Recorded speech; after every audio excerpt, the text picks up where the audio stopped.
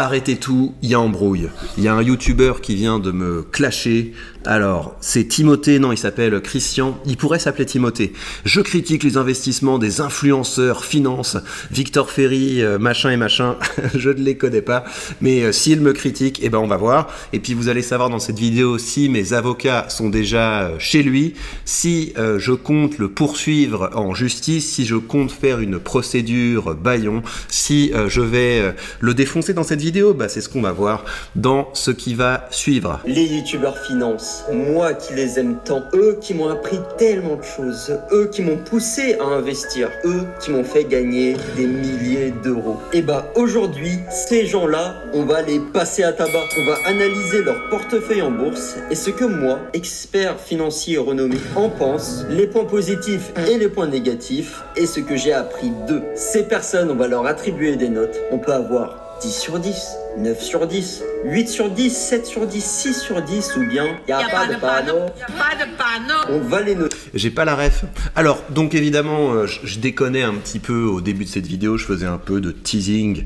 Je n'ai pas d'animosité à son égard. En tout cas, pas encore. Hein. Pas encore. Mais vu qu'on est un petit peu dans une chaîne où on s'autorise des réflexions sur la création de contenu, on s'autorise des réflexions sur les business autour de la création de contenu, je vais vous dire aussi ce que je pense de ce format. En fait, il faut vous dire que les formats où vous critiquez et où vous classez les autres youtubeurs finance, et pas forcément finance, hein, évidemment, quel que soit le domaine, c'est un truc à double tranchant parce que d'un côté c'est cool parce que ça permet de faire du clic, ça permet d'attirer du monde sur la chaîne. D'un autre côté, il y a un petit risque de se faire isoler dans la thématique. Je l'ai bien vu, hein, quand on a fait le jeu avec Félix, c'est marrant, hein, la tier list des créateurs de contenu, c'est vraiment très drôle à faire, mais après les gens sont un petit peu vénères et c'est normal, donc il faut garder à l'esprit que ça peut créer de l'animosité. Il y a un autre truc aussi, c'est que je pense qu'il faut pas faire que ça, parce que si vous faites une chaîne qui est autour de ça, parce que je sais pas si c'est son délire, moi je sais pas quel contenu il crée, mais vous avez des chaînes qui se développent du type je dénonce les arnaques de tel ou tel youtubeur, de tel ou tel infopreneur, de tel ou tel créateur de contenu, et ça je trouve que c'est un business model qui est assez limite, mais qui est aussi assez inefficace sur le long terme. Encore une fois, je sais pas si c'est ce qu'il fait, hein, mais je développe ce point parce qu'il me tient à cœur. Il faut garder à l'esprit qu'on est tous là pour la même chose. On est tous là pour gagner de l'argent. Évidemment, il y a la passion, on fait ça parce que ça nous amuse. Moi, ça m'éclate de faire des... Enfin voilà, je vous l'ai dit, hein, mon business, c'est un peu comme un jeu. Quand je me réveille le matin, j'ai envie d'aller jouer à mon business. Ça me fait plaisir également d'avoir des relations avec vous. J'adore quand on fait des lives, etc. Donc ça me procure beaucoup de plaisir. Mais on est là aussi principalement pour faire de l'argent, tout simplement parce que si on faisait pas d'argent, on pourrait pas continuer à faire ce qu'on fait. Et donc les gens qui font du contenu du type je gagne de l'argent en critiquant la manière dont les autres gagnent de l'argent, au plan éthique c'est pas génial, mais ça a deux effets négatifs. Donc le premier, on en a déjà parlé, c'est que ça risque de vous isoler, et puis le deuxième effet négatif que ça a, c'est que vous risquez d'attirer un public de losers, parce que si vous êtes dans le game de l'investissement et si vous êtes dans le game de la finance, vous avez envie d'attirer des gens qui sont là pour faire des ronds, vous avez envie d'attirer des gens qui ont faim, qui ont envie de gagner, qui ont envie de progresser, qui ont envie de prendre des risques, qui ont envie de se défoncer, alors que quand vous faites des vidéos du type je dénonce les petites arnaques, machin truc, vous risquez d'attirer un paquet de gauchistes qui viennent pour renforcer leur narratif, à savoir ouais, en fait ceux qui gagnent de l'argent, ils le gagnent forcément mal, donc il faut arrêter la possibilité de gagner de l'argent, il faut mettre tout le monde avec une allocation universelle payée par l'État, et vive le communisme. Bon, on est parti loin déjà, mais bref, comme ça je vous dis ce que je pense de ce type de vidéo. Je sais pas du tout quel est le type de contenu qu'il fait, j'espère qu'il ne fait pas ce genre de choses. En tout cas voilà, il a prévu de faire une tier list des youtubeurs, c'est quelque chose qui peut être efficace, mais avec les risques que je vous ai présentés. Par ailleurs c'est pas mal, hein, c'est assez propre ce qu'il fait, il a mis une petite intro, il a scripté avec le petit changement d'émotion, etc. C'est des lieux communs qui sont classiques, mais c'est toujours efficace, donc c'est bien. Puis de toute façon, de façon générale, moi j'encourage les créateurs de contenu, lancez-vous, tentez des trucs, c'est très bien. Et à la fin, il n'y en aura qu'un, le meilleur. Bienvenue dans le classement des meilleurs youtubeurs. On commence avec le piquant. le clivant Victor Ferry Business and News. 23 000 abonnés, un compte titre de 105 000 euros et 20 000 euros sur son portefeuille Realty. Il mêle des vidéos entre investissement et la politique en général, et honnêtement, c'est grâce à lui que j'ai commencé à investir. Ah bah voilà, bah ça me fait plaisir, tu vois, ça. C'est pour ça que je fais ce que je fais. Je fais ce que je fais pour ramener des gens vers l'investissement, et j'espère que je t'ai aussi motivé à commencer à prendre la parole, que je t'ai motivé à commencer à créer du contenu. C'est vraiment l'objectif, parce que je pense qu'on peut gagner la bataille culturelle, parce que nous avons raison, les mecs. Ceux qui se battent pour les créateurs de valeur, ceux qui se battent pour qu'un maximum de gens puissent bénéficier d'un maximum du fruit de leur travail, c'est comme ça qu'on crée une société qui est plus dynamique, plus heureuse, plus pacifiée. Nous avons raison et il faut partager notre message un maximum. C'est vraiment lui qui m'a mis le coup de pied au cul. C'est pas le meilleur pour apprendre à investir. C'est pas le meilleur pour dire en détail pourquoi cet ETF est intéressant, pourquoi cette action est intéressante, mais en fait, parce que je trouve ça chiant. En fait, parce que je trouve pas ça intéressant comme type de vidéo. Je sais qu'il y a une demande pour ça, qu'il y a un besoin pour ça, mais moi, ma sensibilité, c'est plus les mecs qui racontent une histoire, les mecs qui sont là, qui te montrent, voilà d'où je suis parti, voilà les décisions que j'ai prises pour avancer. Parce que en réalité, je reste persuadé que vous n'allez pas gagner énormément en performance en termes de est-ce que je fais ce choix d'investissement plutôt que cet autre choix d'investissement. Réellement, le choix le plus logique à faire, c'est vous acheter un ETF très large et vous ne faites que ça. Donc c'est pour ça que de plus en plus le portefeuille que je vous montre est devenu un portefeuille passif, parce que j'ai conscience du fait que ben voilà, moi j'ai du temps pour faire ce genre de truc. Moi j'ai du temps pour m'intéresser aux investissements, j'ai du temps pour geeker sur ci ou sur ça. En plus c'est une passion et puis ça me rapporte de l'argent d'en parler. Donc j'ai conscience de ça et je ne voudrais pas vous renvoyer la mauvaise image, à savoir que vous allez devenir riche par vos choix d'investissement. C'est pas ce qui va se passer. Vous allez devenir riche par vos choix entrepreneuriaux. Et après l'investissement, bah, au début vous avez intérêt à accumuler un maximum d'actifs les plus larges possibles pour pas avoir de problème et pour pas avoir cette charge mentale du portefeuille. Et puis après, plus vous allez grandir, plus vous pourrez vous amuser avec votre argent. Le gros des choses que je montre, c'est plus effectivement pour vous motiver, pour vous pousser à continuer. Mais je pense que le temps que vous passez à vous demander si vous devez mettre 55% dans un ETF monde ou 50% dans un ETF monde, etc., c'est du temps que vous dépenseriez beaucoup mieux à vous demander comment augmenter votre revenu actif. C'est le meilleur pour expliquer pourquoi. Pourquoi tu dois commencer à investir, pourquoi tu dois prendre en main tes finances, ne pas dépendre des autres et à parler de, je sais pas, de retraite, de la politique, de l'assistanosphère. Souvent, ils parlent de l'assistanosphère, de la grévosphère. Franchement, ça me fait... La racaillosphère, n'oublie pas. Bon à donner une vision et à motiver. Concernant son portefeuille, il a quelques actions, Air Liquide, Apple, Main Street Capital, Microsoft et pas mal d'ETF. Il le dit souvent, mais ces ETF-là, en fait, ils distribuent un dividende à certains moments de l'année. Par exemple, l'Eurostock 50 en janvier, le SP500 en février, etc. Et son but est d'avoir assez d'ETF pour que ça se complémente en termes de dividendes et que tous les mois, il y a un truc qui tombe. Honnêtement, son portefeuille, c'est pas mon délire. C'est pas mon délire, mais c'est normal. Et pour ça, faut regarder un extrait d'un short de Xavier Delmas. Je connais personne qui, à 40 ans, investit comme à 20 ans. C'est pas vrai. On a tout qui a changé. On a évidemment notre portefeuille qui a changé, notre patrimoine, mais on a aussi notre personnalité qui a changé, on a aussi notre vie qui a changé. Donc il faut surtout être flexible. Si vous êtes jeune, vous avez, je sais pas, 21 ans comme moi. Ouais. Et donc je trouve que l'angle qu'il prend dans sa vidéo est le bon, et c'est quelque chose que je vous répète également. Le portefeuille que j'ai construit, c'est le portefeuille de quelqu'un qui a une certaine aversion au risque, et notamment parce que je suis assez avancé dans la vie, je suis un père de famille, et j'investis pas pour essayer de devenir riche. J'investis pour avoir quelque chose de sûr et quelque chose qui me rapporte de l'argent régulièrement. Et il y a une autre dimension de ma stratégie, mais il l'a aussi identifié un peu plus tard. Parce que oui, je vous ai menti au début de cette vidéo, j'avais déjà regardé cette vidéo et le côté est-ce que je vais l'attaquer, etc. C'était un peu du flan pour faire monter la mayonnaise. Je n'ai pas du tout d'animosité à l'égard de ce jeune homme et c'est très bien qu'il ait commencé à créer du contenu. Honnêtement, vous avez tout le temps devant vous, faut pas se focus sur les dividendes. Les dividendes, c'est bien, t'as ton petit kick de dopamine, mais quand t'es jeune, je pense, il faut croître son capital. ETF capitalisants n'ont pas de distribuant pour les intérêts composés. Les entreprises qui sont généralement en top en termes de performance et de croissance, c'est ceux du Nasdaq. Et le Nasdaq, vous aurez presque pas de dividendes, mais vous allumerez tous les autres indices. Et en plus, dans une de ses vidéos, il a montré lui-même ici les performances depuis 5 ans des différents ETF qu'il a. Et parmi tous les ETF, Invesco Nasdaq 100, 160%, tandis que le reste, ça tape du 37, du 17, du 49. Certes, ils offrent un meilleur rendement, voilà, 5,70, 5,30, etc. Mais on s'en bat les couilles. Si dans tous les cas, tu comptes réinvestir ton argent après, on s'en fout. Vous préférez 160% de perf au bout de 5 ans et 0 dividende ou 10% de perf et 5% de dividende. Tu vois, c'est un peu con. Pour certains, hein. Et surtout si vous êtes jeune. Et le truc que j'ai le plus appris chez lui...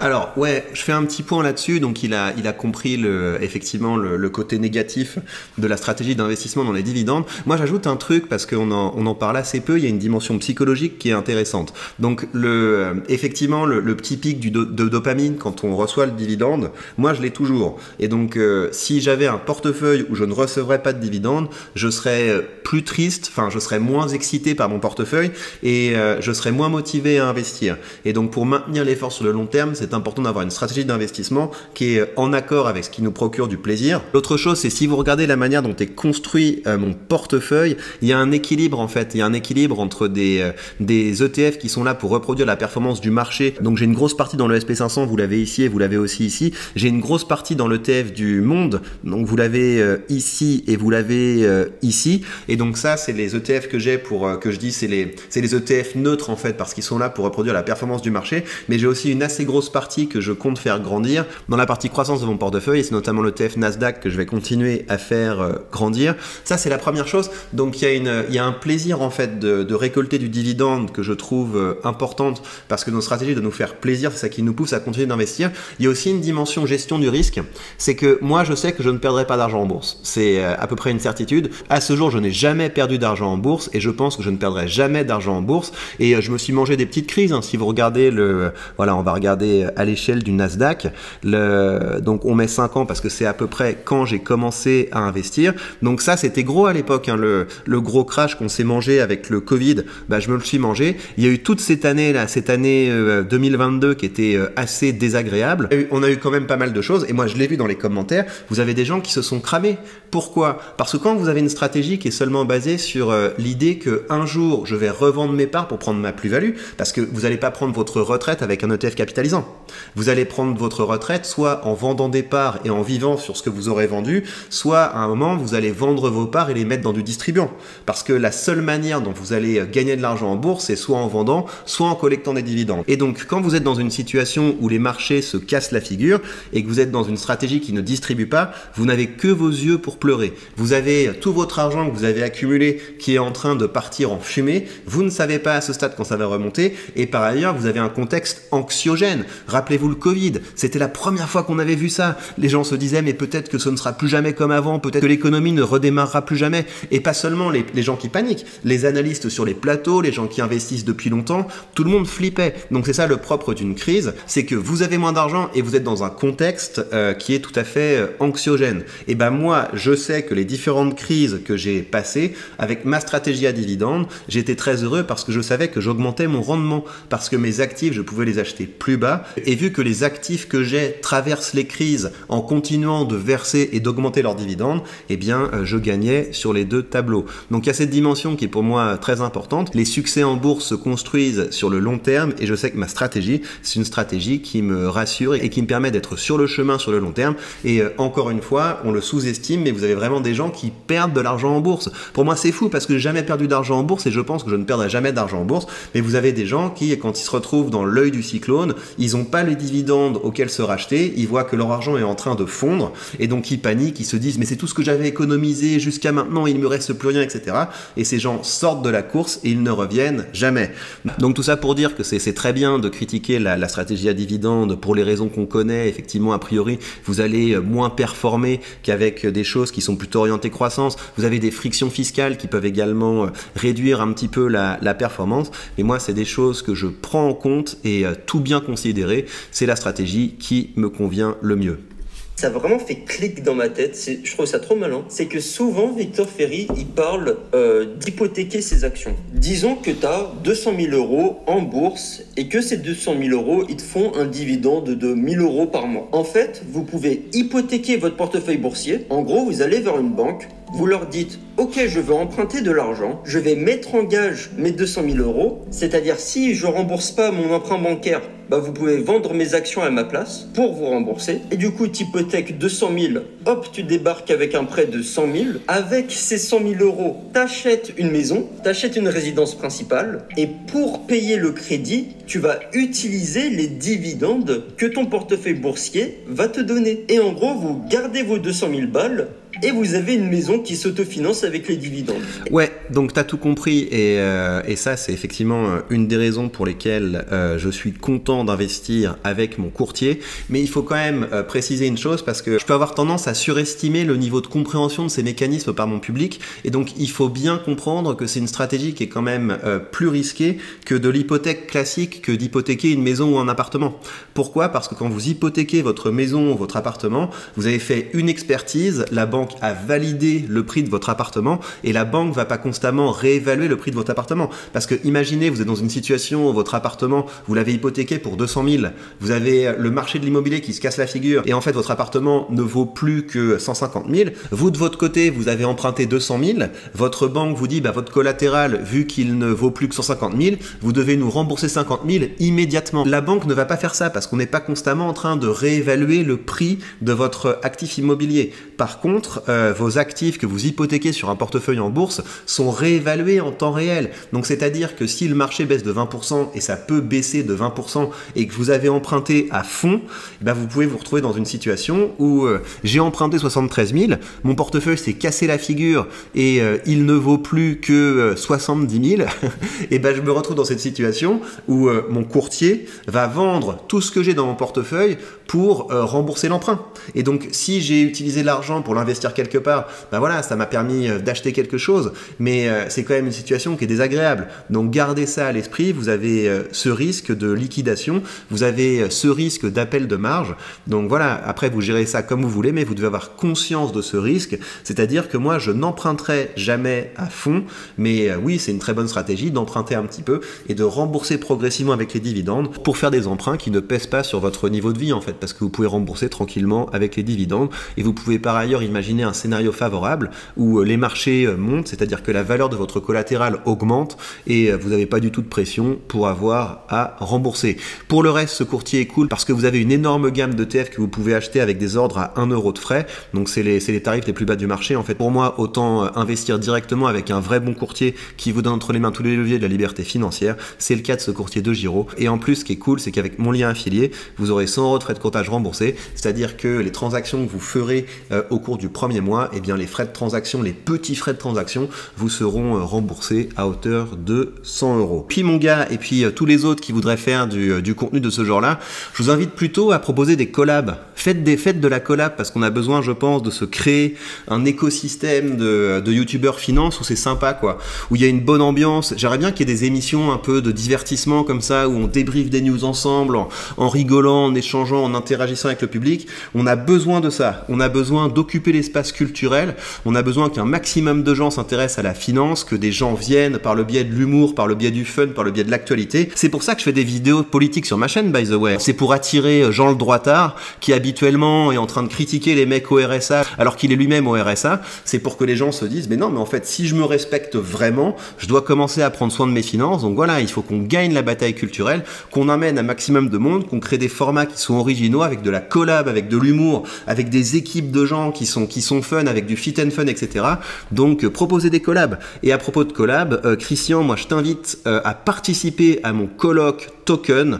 Donc c'est un colloque, vous avez le livre blanc que vous allez pouvoir télécharger sur la page Telegram. C'est un projet qui vise à encourager les youtubeurs qui se lancent dans le domaine du contenu sur la finance et de l'entrepreneuriat. Vous avez le nouvel appel à contribution. On a un second colloque sur les méga tendances pour les 3 prochaines années. J'ai déjà reçu pas mal de propositions. Et donc la manière dont ça marche, c'est que vous m'envoyez un petit texte de 300 mots, quelque chose comme ça, où vous dites sur ce sujet des méga tendances, je pense qu'il y a tel thème qui est particulièrement important, je propose de le développer de telle manière dans une vidéo. Si votre abstract, le petit texte que vous m'avez envoyé est accepté, ensuite vous pouvez publier une vidéo sur ma chaîne et en échange de cette vidéo, vous recevez un token. Ce token vous donne droit à une partie des revenus générés pendant le mois du colloque et ceci ad vitam aeternam.